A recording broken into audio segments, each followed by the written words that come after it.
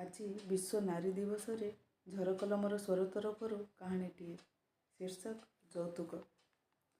ରାମବାବୁଙ୍କ ଝିଅ ବାହାଘର। ରାମବାବୁଙ୍କ ଖୁସି କହିଲେ ନ ସରେ। 22 ବର୍ଷ ପରେ ଘରେ ମଙ୍ଗଳ ଉତ୍ସବ। ଜ୍ୱୋଇଁ ସରକାରୀ ଚାକିରିଆ। ଝିଅ ବହୁତ ଖୁସିରେ ରହିବ। ଫୁଲ ପରି ରଖିଥିବା ଝିଅକୁ ରାଜକୁମାର ପରି ଜ୍ୱୋଇଁ। କି ଭାଗ୍ୟ ମୋର କହି ରାମବାବୁ ମନେ ମନେ ଖୁସି ହେଉଥାନ୍ତି। ଝିଅକୁ ଉପଯୁକ୍ତ ପାତ୍ରଟିଏ ମିଳିଛି। ଏଣୁ ଭଗବାନଙ୍କୁ ବାରମ୍ବାର କୃତଜ୍ଞତା ଜଣାଉଥାନ୍ତି। ଏସବୁ ଭାବିବା ଭିତରେ ବରଯାତ୍ରୀ ଗାଡ଼ି ଗାଁରେ ପହଞ୍ଚିଲା। ରାମବାବୁ ଜ୍ୱାଇଁଙ୍କ ହାତ ଧରି ବେଦୀକୁ ନେଇଗଲେ। ଯଥାକ୍ରମେ ବାହାଘର ଚାଲିଲା। ହାତଗଣ୍ଠି ପଡ଼ିଲା। ଏବେ ଆସିଲା ବନ୍ଦାଣ ପାଳି, ମାନେ ତଥାକଥିତ ଯୌତୁକ। ରାମବାବୁ ଯାହା ସଞ୍ଚିଥିବା ଟଙ୍କା ସବୁ ବନ୍ଦାଣରେ ଦେଲେ।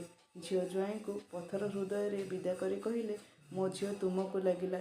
ଏତିକି କହିଲା ବେଳକୁ ରାମବାବୁଙ୍କ ଲୁହ ବୋଲ ମାନୁ ନଥିଲା। ରାମବାବୁ ଝିଅ ବିଦା କଲେ।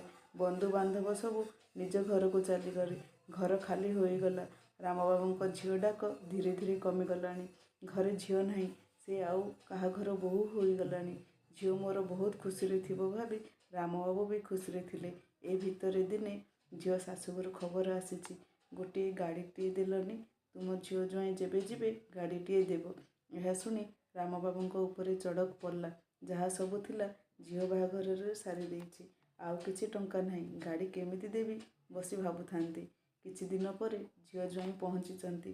ଝିଅ ଜ୍ୱାଇଁ ଗଲାବେଳେ କିଛି ଟଙ୍କା ଜ୍ୱାଇଁ ହାତରେ ଧରାଇ ଦେଇ ରାମବାବୁ କହିଲେ, ପୁଅ, ଏହି ଟଙ୍କା ରଖ। ତୁମେ ଏଥିରେ ଆଉ କିଛି ଟଙ୍କା ମିଶାଇ ଗାଡ଼ି କିଣିବ। ଝିଅ ବାହାଘରେ ସବୁ ଟଙ୍କା ସାରି ଦେଇଛି। ଆଉ ମୋ ପାଖରେ କିଛି ନାହିଁ। ଏହା କହିଲା ବେଳେ କଣ୍ଠ ବାଷ୍ପରୁଦ୍ଧ ହୋଇଯାଉଥାଏ। ନିଜକୁ ସମ୍ଭାଳି ଝିଅ ବିଦା କଲେ। ଝିଅ ଶାଶୁଘର ଚାଲିଗଲା।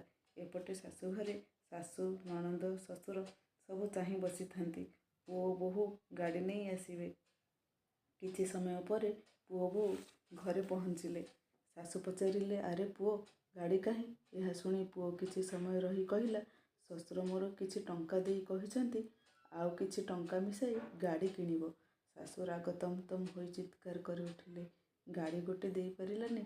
ସରକାରୀ ଚାକିରିଆ ପୁଅ ମୋର, ଆଉ କେଉଁଠି ବାହା କରିଥିଲେ ଟଙ୍କା ସୁନାରେ ଘର ଭାସିଥାନ୍ତା। ଏମିତି କହି ବୋହୂର ସବୁ ଗହଣା କାଢ଼ି ନେଇ ପୁଅକୁ ଧରାଇ କହିଲେ, ଏସବୁ ନେଇ ବିକି ଗୋଟିଏ ବାଇକ୍ ଧରି ଆସ। ମୋ ଜ୍ୱାଇଁ କହିଛି ଝିଅ ଗଲାବେଳେ ବାଇକ୍ ନେଇକି ଯିବ। ବୋହୂଟି ବୁଝିପାରୁଛି ନଣନ୍ଦ ଉପରେ ହେଉଥିବା ଅତ୍ୟାଚାରକୁ। କାହିଁକି ନା ସେ ବି ଭୁକ୍ତଭୋଗୀ। ଏଣୁ କିଛି ପ୍ରତିବାଦ ନ କରି ସବୁ ଗହଣା ଓ ବାପା ଦେଇଥିବା ଟଙ୍କା ଦେଇ ଦେଇଛି। ଏ ଭିତରେ ତା ନଣନ୍ଦ ଶାଶୁଘର ଚାଲିଯାଇଛି। କିଛି ଦିନ ପରେ ବୋହୂଟି ଏକ ପୁତ୍ର ସନ୍ତାନର ଜନନୀ ହୋଇଛି। ସମୟକ୍ରମେ ପୁଅ ପାଠ ପଢ଼ି ବଡ଼ ହୋଇ ଚାକିରି କଲାଣି। ଏବେ ପୁଅ ପାଇଁ ବୋହୂ ଖୋଜା ଚାଲିଛି। ମା ସର୍ତ୍ତ ରଖିଛି ଓ ପୁଅକୁ ବି ବୁଝାଇ ଦେଇଛି।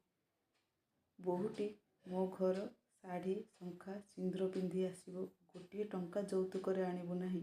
ପୁଅ ବି ମା ସହିତ ସହମତ ପ୍ରକାଶ କରି ବିନା ଯୌତୁକରେ ଲକ୍ଷ୍ମୀ ପରି ବୋହୂ ଆଣିଛି। ଆଜି ତା ଘର ହସ ଖୁସିରେ ପୂରି ଉଠୁଛି। କାହାଣୀଟି ଏଇଠି ମୁଁ ରଖୁଛି। ଆଉ ପ୍ରଶ୍ନଟିଏ, ଯୌତୁକ କ'ଣ ଏକ ସାମାଜିକ ବ୍ୟାଧି ନୁହେଁ? ଆଜି ବିଶ୍ୱ ନାରୀ ଦିବସରେ ପୁଣି ଥରେ ଶୁଭକାମନା। ଆଶା ଆପଣଙ୍କୁ କାହାଣୀଟି ଭଲ ଲାଗିଥିବ। ଆଉ ଗୋଟିଏ ପ୍ରତିଜ୍ଞା ନେବା, ବୋହୂଟିଏ ଆଣିବା, ଯୌତୁକ ନୁହେଁ।